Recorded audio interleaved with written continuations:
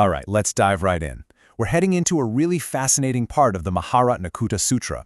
What we're going to see is this incredible debate, but it's not happening on Earth. It's happening up in the heavens, where all these divine beings are trying to figure out a really profound mystery. What does a Buddhist prophecy actually mean? So you might be wondering, what's the big deal? It's not just about someone telling your future. The real question these beings are wrestling with is this. When a Buddha says you're going to become enlightened, what is that really?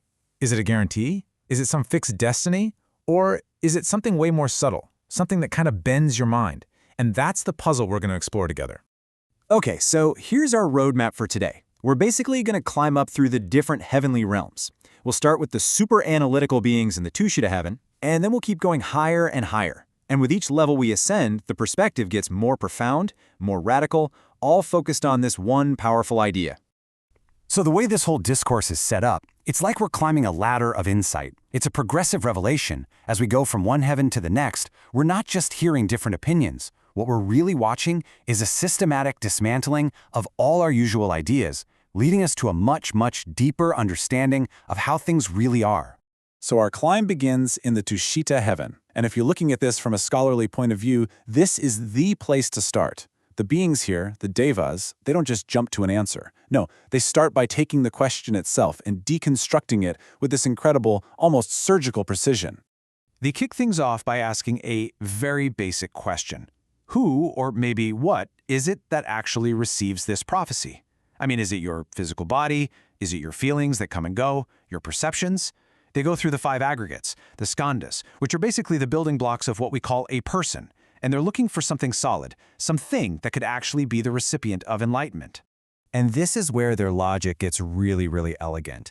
They set up this perfect parallel. They say, look, if our physical form is unborn, and if enlightenment or bodhi is also unborn, then how can one unborn thing give a prophecy to another unborn thing? It just doesn't compute. And they do this for every single pair, unceasing, non-dual, all the way to unobtainable. And you can just feel the entire concept starting to dissolve.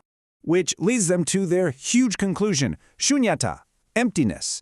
The idea is that the prophecy, the person who's supposed to get it, and the enlightenment they're supposed to attain, they're all empty.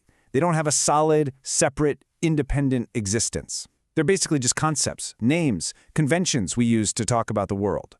And the text gives this brilliant analogy to drive the point home. Trying to grab hold of enlightenment as something you're going to get is like having an amazing dream. When you wake up, you feel sad that it's gone.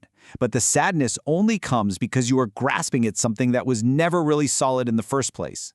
So let's climb to the next level and see where this goes. Because the devas in the Nirmana Rati heaven, they hear this whole argument about emptiness, and they take it one giant leap forward, into a conclusion that is frankly pretty shocking. They introduce this idea of the actual limit. Basically, they propose that there's only one singular non-dual reality. Everything, and they mean everything, every single thought, every atom, every action is just an expression of this one fundamental nature.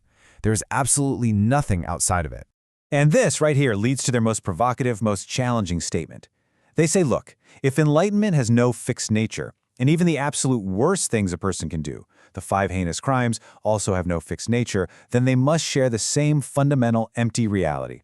It's a statement that's designed to just completely shatter our neat little boxes of good and evil. Now, the implication of this is just massive. It means the gap we always imagine between our messy, everyday world of samsara and the perfect peace of nirvana, it completely collapses. It disappears. If everything is already part of this actual limit, then the whole spiritual path isn't a journey from here to there, from bad to good. It's just about waking up to the true nature of where you already are. Okay, let's keep climbing. Higher still, we get to the Paranirmitavar Shavartan heaven. And the devas here, they're even more subtle. They've listened to the previous argument, and they've spotted a hidden trap, one last little piece of conceptual thinking that has to be dissolved. They ask this incredibly sharp question by even talking about an actual limit or a true nature. Aren't you still making a duality? You've got the limit over here, and then you've got everything else over there. They argue that this very sophisticated idea has just become another thing for the mind to grab onto. So their whole project is to get beyond these pairs of concepts that we use to make sense of the world. You know, conditioned versus unconditioned, existence versus non-existence, even samsara versus nirvana. For them, true wisdom is found in a place beyond all of these opposites. And that's their crucial point. Reality, as it truly is totally naked. It's free from all the labels and characteristics that our minds are constantly projecting onto it. A prophecy, enlightenment, you, me, these aren't things with fixed qualities. At the most fundamental level, all phenomena are featureless, ungraspable. And at last, we reach the summit, the Brahma heavens. And up here, the whole conversation changes. The goal isn't to analyze reality with more clever concepts anymore. The goal is to bring the thinking mind to a complete and utter standstill. The way the Brahmadevas talk is in this cascade of double negatives. Reality is neither born, nor is it unborn. It's neither empty, nor is it not empty. Now, this isn't just wordplay. This is a meditative instruction. It's a method designed to completely exhaust the mind's habit of taking a position, to just wear it out until it settles into perfect stillness. And this all points to their core insight, which is captured in the term jimye, or cessation.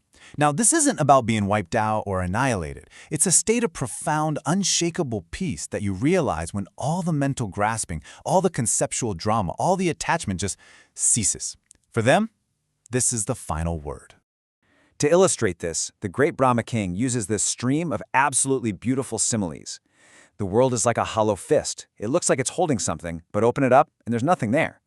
It's as unreal as lightning in the sky, as illusory as that amazing meal you had in a dream.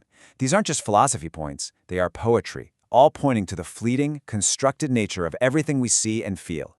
So, after this incredible climb from logic and deconstruction all the way up to the wisdom of silence, we're left with one final question to ponder. A prophecy seems to point to the future, right? But everything we've heard today seems to be pointing to the true nature of reality right now. So, are these beings describing some far-off goal that we have to work towards? Or are they actually revealing the profound, empty, and peaceful nature of this very moment, just waiting for us to recognize it?